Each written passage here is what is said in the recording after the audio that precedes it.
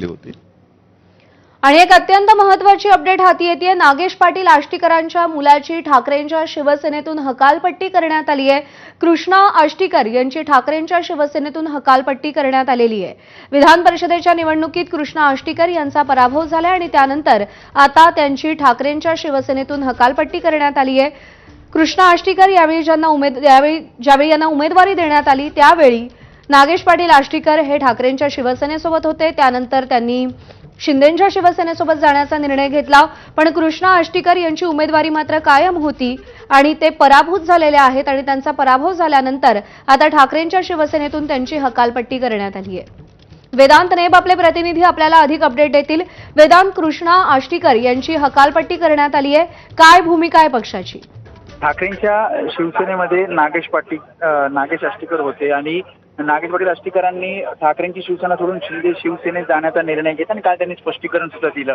नागेश पाटील आष्टीकरांचे पुत्र हे कृष्णा आष्टीकर आहेत, जे नांदेड विधान परिषदेचे उमेदवार होते। त्यांचा पराभव झाला।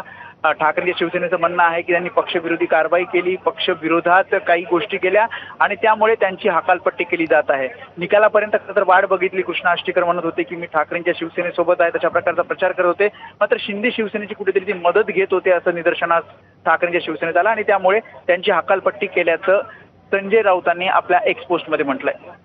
वेदांत, धन्यवाद दिलेल्या माहितीसाठी।